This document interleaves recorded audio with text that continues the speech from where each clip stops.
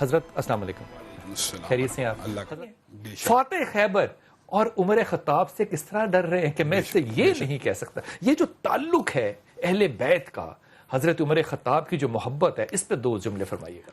بسم اللہ الرحمن الرحیم. بلال بھائی میں آتا ہوں اہل بیت کی محبت کے ساتھ، لیکن جو آپ نے تمہید باندھی ہے بڑا مشہور واقعہ اسی ضمن میں موجود ہے کہ کسرا کا مشیر ہرمزان بعد میں ہرمز آتا ہے، وہ آیا مسجد النبی میں پہنچا. کہاں پہ خلیفہ؟ بیٹے نے کہا وہ باہر کہیں بیٹھے ہوں گے درخت کے نیچے.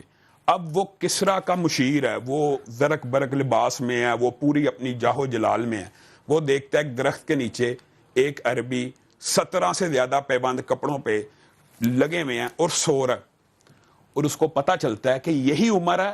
تو اس کے اوپر ہیبت طاری ہو جاتی ہے کہ پوری دنیا کے بادشاہ جس شخصیت سے ڈرتے ہیں وہ یہاں پہ اس طرح لیٹا ہوا ہے اور ہیبت زدہ ہو جاتا ہے اور کانپنا شروع ہو جاتا ہے. اور یہ مسلمانوں کا عروج اسی وجہ سے تھا کہ انہوں نے بود و باش وہی اپنائی. اس پہ اس کا ایک جملہ آپ کو عرض کروں، اس نے ایک جملہ کا عمر کو دیکھے، اس نے کہا کہ تم اس لیے یہاں پہ لیٹے ہو کیونکہ تم لوگوں کے ساتھ انصاف کرتے ہو. ہمارے بادشاہ اس لیے اندر ہوتے ہیں کیونکہ وہ لوگوں کے ساتھ انصاف نہیں کرتے. بے شک. جہاں تک آپ نے سوال کیا ہے کہ اہل بیت سے محبت کا، تو بخاری شریف کے اندر یہ واقعہ اور روایات موجود ہے کہ حضرت عمر اہل بیت سے اس قدر شدید محبت کیا کرتے تھے کہ حضرت علی کے پاس گئے، ان کو کہا میں اہل بیت میں شامل ہونے کے لیے آپ سے آپ کی بیٹی کا اہل بیت میں شامل ہونے کے لیے. آپ کو پتا ہے ویسے دماد اہل بیت میں ہوتا تو نہیں ہے، لیکن صرف نسبت پتا نہیں، لیکن نبی کریم صلی اللہ علیہ وسلم پہلے ہیں جنہوں نے علی کو اہل بیت میں شامل کیا دماد ہونے کے باوجود.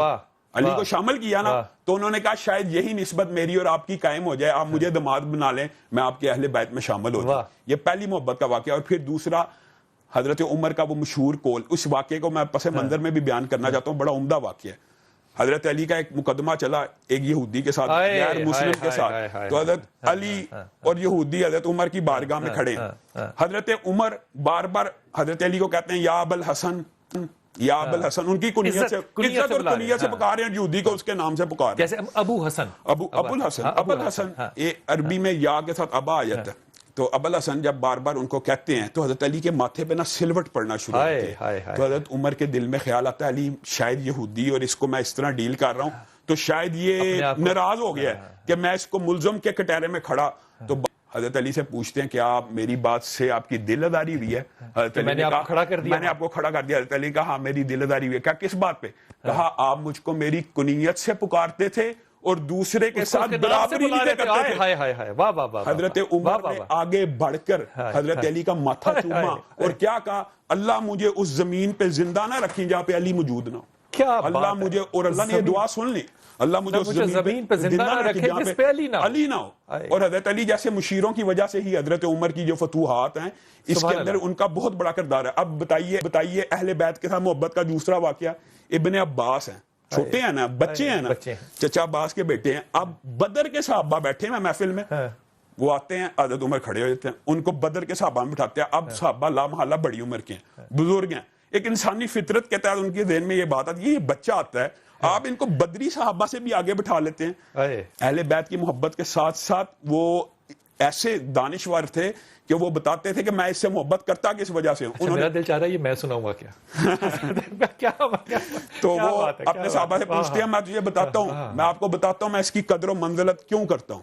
کہا اذا جاء نصر اللہ والفتح، جو سورت نازل ہوئی ہے بتائیے اس کی تفسیر بیان کریں. مختلف صحابہ نے مختلف تفاسیر بیان کی. جب عبداللہ ابن عباس سے پوچھا، کہا اب دیکھو فضیلت کی وجہ. عبداللہ ابن عباس سے پوچھا اس سورت کی تفسیر بیان کرو، تو عبداللہ ابن عباس نے کہا یہ رب اپنے نبی کو ان کی موت کا اشارہ کر رہا ہے. کیا بات ہے، خدا کی قسم، اشارہ دے رہا ہے اذا جاء نصر اللہ والفتح، کہ جب آپ دیکھ رہے ورائیت الناس اللہ فتح کی دلیل دے رہا ہے. وہ کہہ رہے ہیں کہ اللہ تعالیٰ نے نبی کی اب زندگی ختم کر دی زمانے سے. باقی سارے صحابہ نے تفسیر کی کہ یہ فتح کی بشارت تھی. اور عبداللہ ابن عباس کہتے ہیں یہ نبی کریم کو اللہ نے صرف آگاہ کیا کہ آپ فوت ہونے والے ہیں اور اب آپ کثرت سے استغفار کیا کریں اور کثرت سے توبہ کیا کریں. یہ جو آپ نے علمی بات کی ہے نا، ساتھ ہی میرے ذہن میں وہ بڑا حضرت علی کا پیارا جملہ علمی طور پہ آ گیا. ایک مرتبہ حضرت ابو بکر صدیق، حضرت عمر اور حضرت علی اکٹھے جا رہے ہیں. حضرت ابو بکر اور عمر سائڈ پہ چل رہے ہیں، حضرت علی سینٹر میں چل رہے ہیں. اب حضرت علی کا قد حضرت ابو بکر و عمر سے چھوٹا تھا نسبتاً ویسے بھی قد میں، تو ابو بکر و عمر کافی لمبے تھے، تو ہاتھ ایسے ایک دوسرے کے کندھے کے اوپر رکھا ہوا. تو حضرت عمر کیا منظر کشی ہے یار. حضرت عمر کو خیال آیا, وہ ایک دلچسپ انہوں نے حضرت علی کو پوائنٹ کرتے ہوئے کہا, علی تو ہمارے درمیان عربی میں ایسا ہے جیسے لنا کے اندر نون ہوتا ہے. لنا ایک عربی ورڈ ہے, لام نون الف, لنا یعنی اس کا مطلب ہوتا ہے ہمارے لیے. تو طول ہمارے دونوں کے درمیان یعنی ابو بکر و عمر کے درمیان ایسے ہے جیسے نون کا ایک نقطہ ہوتا ہے. تو حضرت علی فوراً, یہ علمی طور پہ ان کی ذہانت اور فطانت, کہتے ہیں اگر اس نون کو ہٹا دیا جائے فانتما لا نہیں تم کچھ بھی نہیں ہو, اگر اس نون کے نقطے کو ہٹا دیا جائے تو تم دونوں کچھ بھی نہیں رہو. اور یہ حضرت علی کی حضرت عمر کے ساتھ محبت کے واقعات اس قدر زیادہ. آپ یہ دیکھیں کہ جب فتح ہوا ایران, یزدگر کی بیٹی شہر بانو آئی ہے, سارے صاحب نے کیا مشورہ دیا کہ اپنے بیٹے سے بیعت. تو حضرت عمر نے کیا کہا, شہزادوں کی تو شہزادیوں کی شادی شہزادوں سے ساتھ ہی ہو سکتی ہے, یعنی ایک اعزاز دیا. اور یزدگر کی بیٹی شہر بانو کی شادی حضرت امام حسین سے کی. اور حضرت امام حسین ایک مرتبہ آ رہے ہیں, ایک واقعہ بات صرف بیان کروں گا. ایک مرتبہ آئے, انہوں نے دیکھا عبداللہ ابن عمر اپنے باپ کے گھر کے باہر اندر جانے کی اجازت طلب کر رہے ہیں, وہ اندر داخل نہیں ہوئے.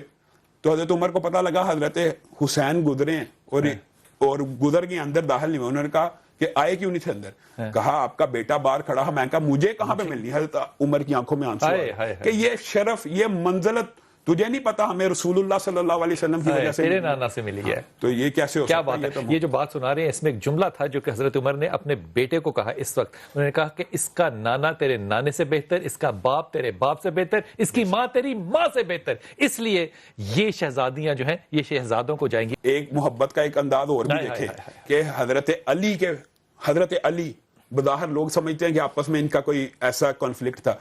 حضرت عمر کے فضائل کی زیادہ تر حدیثوں میں راوی کون ہے؟ حضرت علی.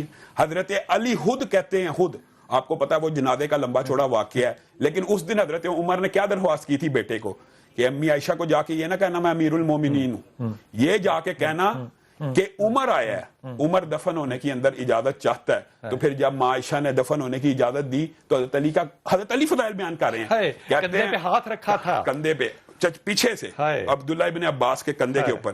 علی نے کہا کہ اللہ کی قسم میں نبی کریم سے سنتا تھا کہ میں ابو بکر عمر نکلے, میں ابو عمر گئے, میں ابو بکر عمر آئے, مجھے یقین تھا کہ یہ یہیں پر آئے گا, یہ یہیں پر آئے گا. اپنے دونوں ساتھیوں کے ساتھ دفن. کیا بات ہے. اور امی عائشہ دیکھیں غیرت کا, حضرت عمر کی غیرت کا تقاضا بھی دیکھیں, بڑا عمدہ اس کے اندر ایک باب بھی ہے.